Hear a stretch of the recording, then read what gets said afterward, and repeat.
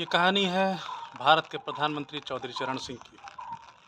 1979 में चौधरी चरण सिंह इंदिरा गांधी के सपोर्ट से भारत के प्रधानमंत्री बने थे। हालांकि वो महज 6 महीने ही प्रधानमंत्री रहे थे।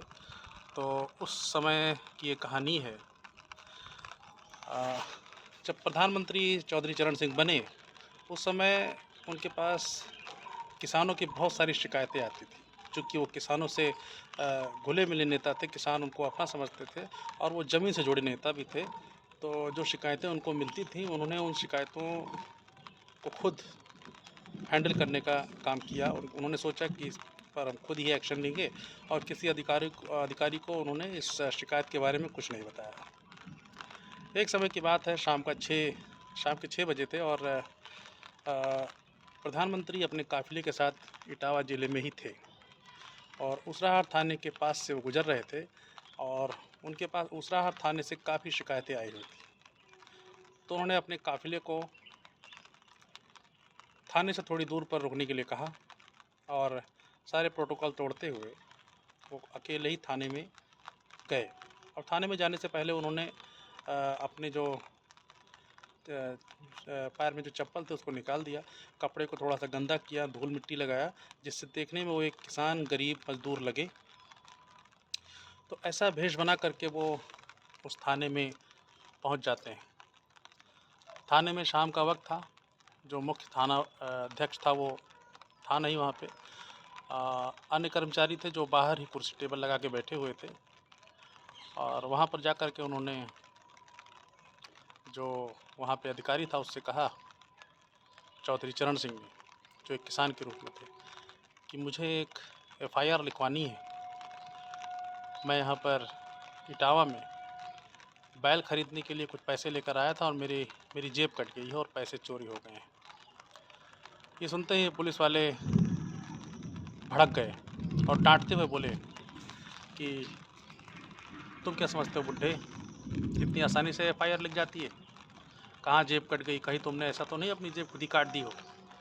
और इतना पैसा तुम्हारे पास आया कहाँ से? तमाम तरह की इधर उधर की बातें पूछना शुरू कर दिया। तो चौधरी चरण सिंह ने फिर धीरज रखते हुए और अपने आप को कंट्रोल किया और उन लोगों से कहा कि मैंने चूँकि अपनी कुछ ज़मीनें बेची थी, उससे कुछ पैसे आए थे, तो खेती के लिए मैंने सुना था कि इस क्षेत्र में बैल सस्ते मिलते हैं, तो वही बैल लेने में यहाँ आया था। तो अधिकारियों ने फिर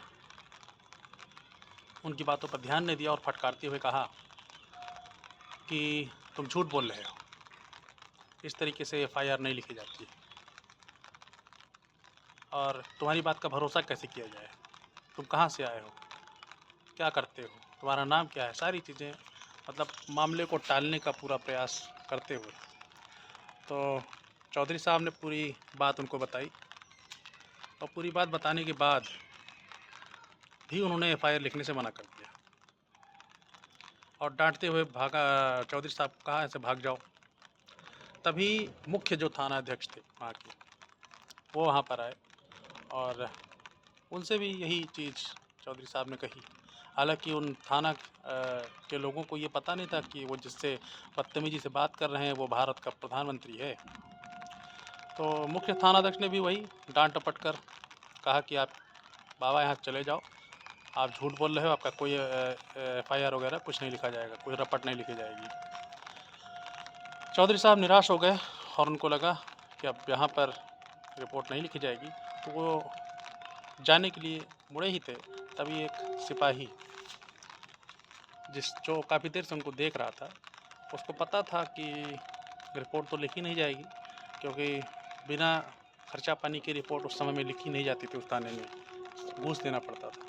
तो उसने तुरंत चौधरी साहब को रोका और कहा कि बाबा, आपके ऐसे कहने से रिपोर्ट नहीं लिख जाएगी, अगर आपको रिपोर्ट लिखानी है तो मेरे पास एक तरीका है।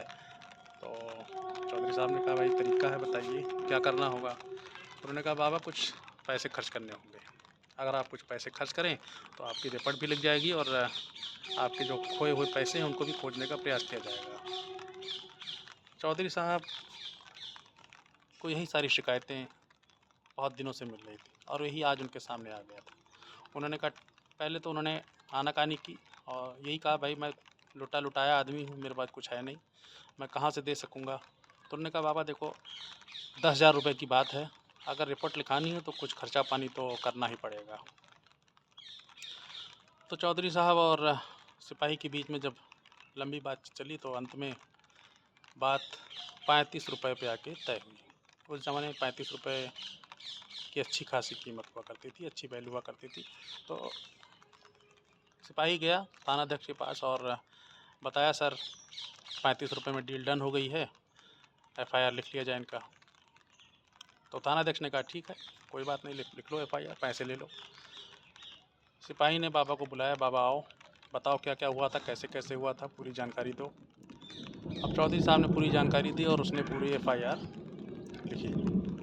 और लिखने के बाद तो सिपाही ने कहा बाबा ये बताओ इस पर दस्तखत करोगे या अंगूठा लगाओगे। चौधरी साहब ने कहा नहीं, मैं दस्तखत करूँगा। उसने पेन दिया और कागज़ आगे बढ़ाया।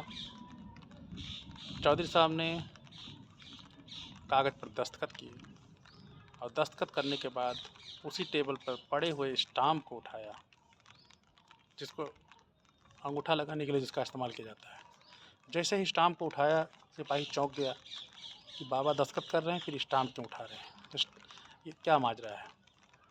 चौधरी साहब ने स्याही का ढक्कन खोला और अपने कुर्ती की जेब से एक स्टाम्प निकाला और स्टाम्प को उस कागज़ पर लगा दिया। अब सिपाही चौंक गया कि दस्तखत करने के बाद ये आदमी स्टाम्प भी लगा रहा है, माजरा क्या है, स्टाम्प लेके आया है। और उसकी शंका का समाधान तुरंत ही हो गया। उसने कागज़ घुमा कर जब देखा तो दस्तखत की जगह लिखा हुआ था चौधरी चरण सिंह और स्टाम्प जो मोहर लगी थी वो थी प्रधानमंत्री भारत सरकार। ये देखते ही पूरे थाने के होश उड़ गए और घबराहट का माहौल बन गया। और इस घबराहट में अफरा तफरी मच गई। जो थाने के SHO थे, सिपाही थे, सबके अंदर एक डर का माहौल बन गया। तभी वहाँ के थानाध्यक्ष ने आके बाबा के पैर पकड़ लिए, जो थोड़ी देर पहले बदतमीजी से उनसे बात कर रहा था। और देखते देखते ये खबर पूरे ज़िले में फैल गई और बड़े बड़े आला अफसर वहाँ पहुँचने लगे। और चौधरी साहब भी वहीं कुर्सी पर बैठे हुए थे। थोड़ी देर के बाद प्रधानमंत्री का काफ़िला भी वहाँ पहुँच गया और काफ़िला आने के बाद चौधरी साहब ने गाड़ी में बैठते हुए पूरे थाने को सस्पेंड कर दिया। पूरे थाने को सस्पेंड करने के बाद चौधरी साहब वहाँ चले गए।